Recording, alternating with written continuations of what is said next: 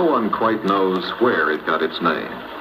But from the earliest times, the Rio Grande was destined to become a great river in the history of North America. Along its banks, two great nations, the United States and Mexico, would one day fight for possession of a major portion of the American continent.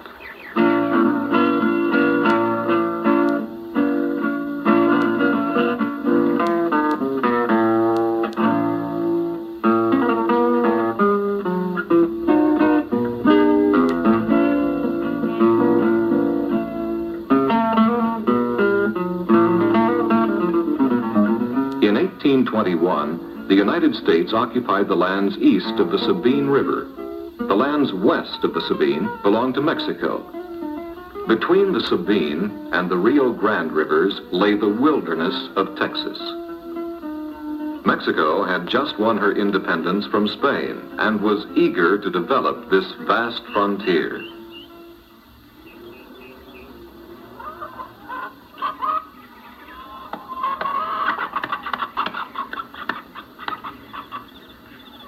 The few Mexican settlers that did live in Texas were content with their easy pace of life. They were slow to develop the land.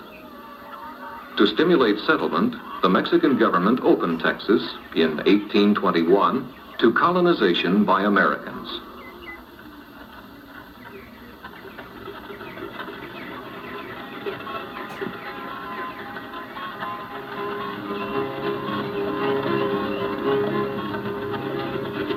Some came from the east and Midwest, but more came from the Old South, seeking new cotton lands. This was the continuation of an American tidal wave that had swept westward from the Atlantic and was destined to engulf the continent. These were hard-bitten frontiersmen, looking, as Americans always were, for better land to farm and fresh opportunities for expansion. Planters came to Texas, bringing their slaves from the worn-out lands of the Old South, searching for profits to be made growing cotton on the rich soil of the Southwest. With the coming of the Americans into Mexican Texas, two great but differing ways of life were to test whether or not they could live side by side on the same portion of the American continent.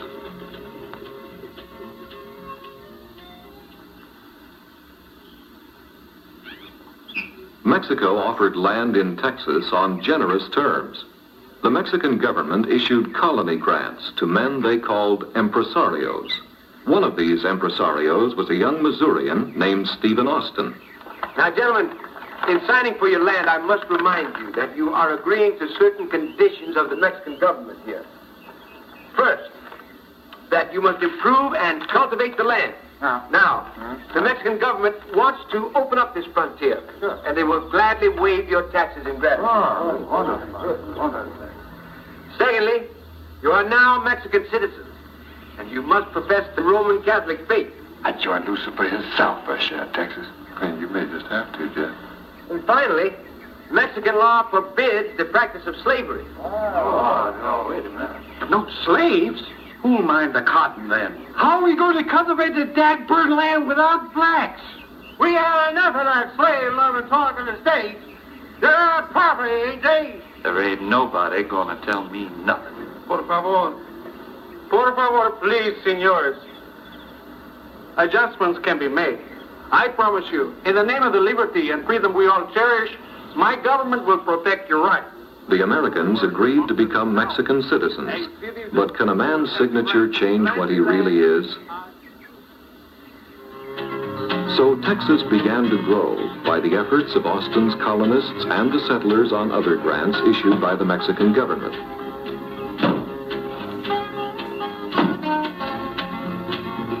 The Spanish settlements had long been hemmed in by Indian raiders, but Americans, who'd grown up on the frontier, could meet this problem. Texas saw more changes in the next few years than there had been under a century of Spanish development.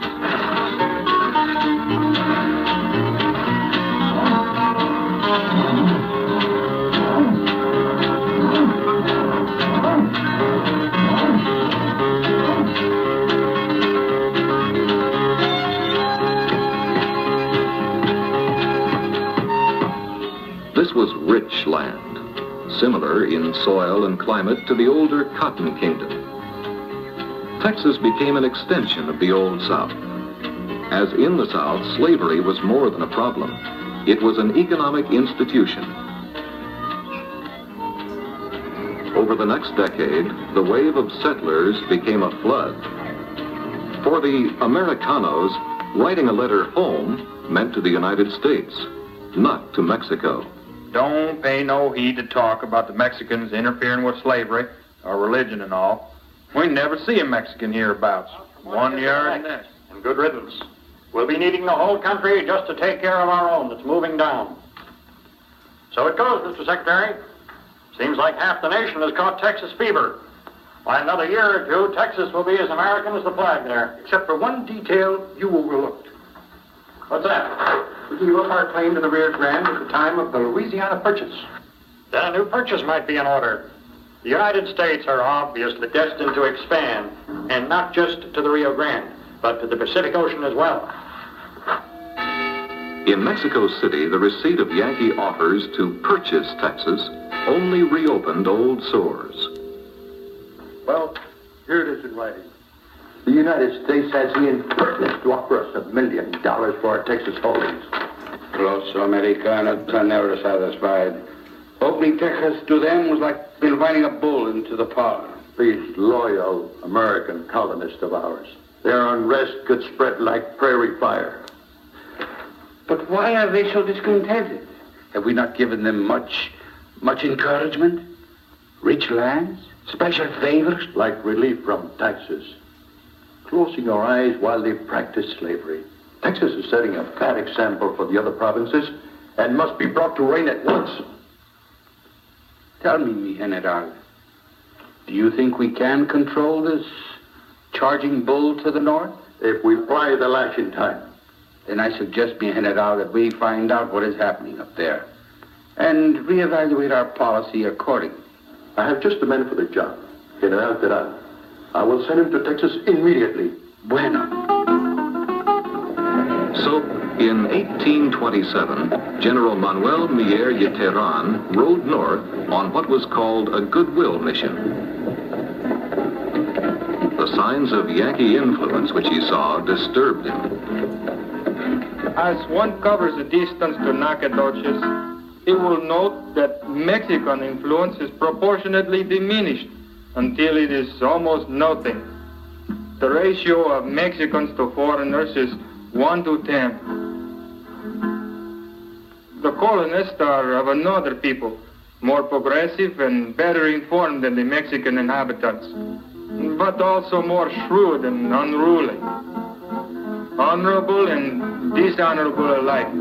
They travel with their political constitutions in their pockets, demanding the privileges, authority, and officers which such a constitution guarantees. I am warning you to take timely measures. Texas could throw the whole nation into revolution.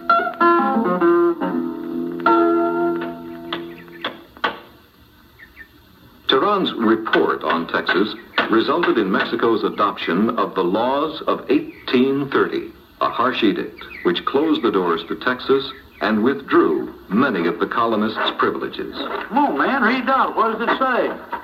Good old man can't read there and scratch it no more. Looks as bad as we heard. The grants to the war have been canceled. No more Americans can come in. They mean to stop slavery.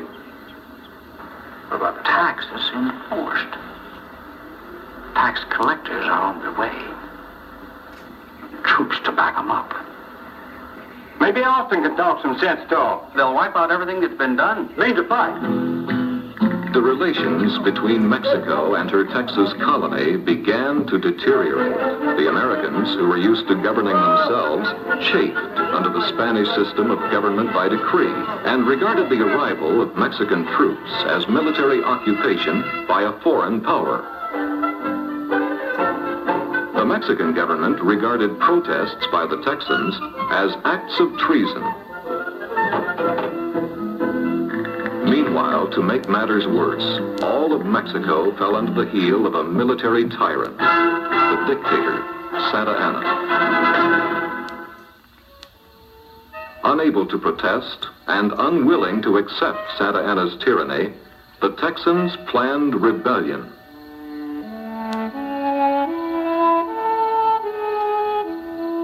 In 1835, the Texas Revolution began.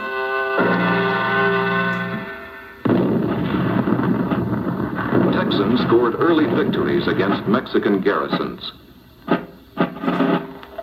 However, Santa Anna led an army across the Rio Grande and headed northward to crush the rebellion.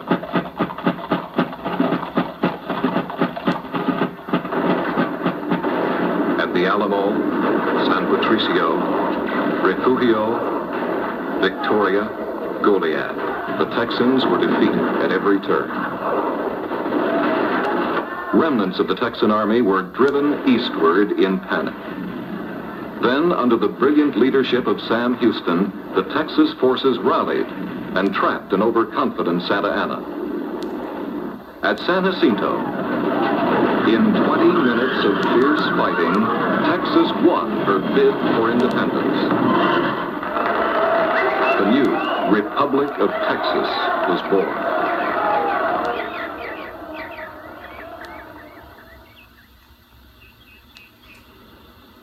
For the next 10 years, the Rio Grande became a disputed boundary, under constant threat from Mexico.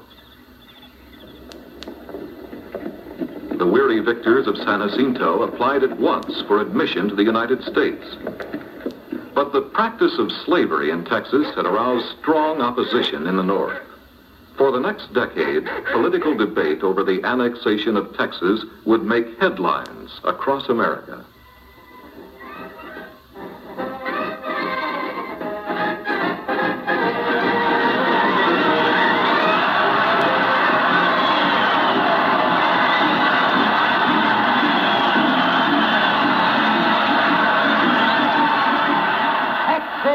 Slave land. If she is annexed, we in the free states must secede from the Union. Now, as I was saying, slavery is not an issue here. Why, the Texans are our blood kin. Their slaves and other property are entitled to our fullest protection. The controversy over whether to admit Texas furthered the split between free and slave states in the United States Congress. Also, inevitably, the question of war with Mexico was raised. Will we go to war over Texas? Gentlemen, Mexico has warned that the mere fact of annexation will be regarded by her as a declaration of war without any further formality. In 1844, the election of President Polk was a resounding popular endorsement of westward expansion. It opened the way for the annexation of Texas.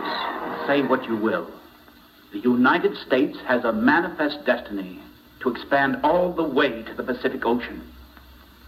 Texas must become a part of the United States, slavery and Mexico notwithstanding. In 1845, despite northern opposition to slavery and the possibility of war with Mexico, the United States Congress formally admitted Texas as the 28th state in the Union. Now it seemed that war with Mexico was inevitable. John Slidell was sent to Mexico City to attempt to forestall a showdown over Texas and, if possible, purchase California in the bargain. The Mexicans refused to negotiate for land they considered their own.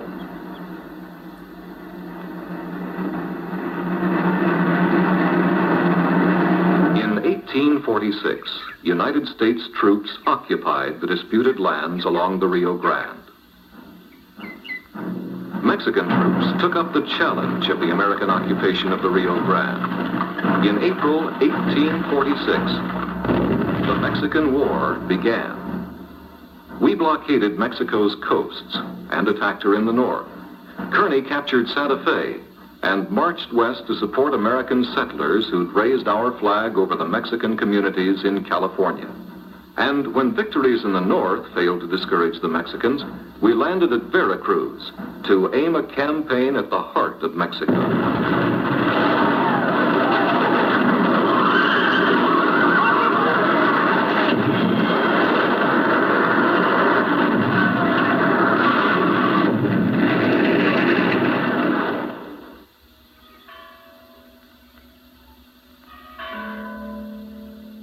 In September of 1847, only a quarter of a century after American colonists had first come to Texas, U.S. forces were in Mexico City as conquerors. The Treaty of Guadalupe Hidalgo ended the war and redrew our Mexican boundary from the Rio Grande to California. We paid Mexico $15 million for most of what is now the Pacific Southwest. But there was another price to be paid for our gains.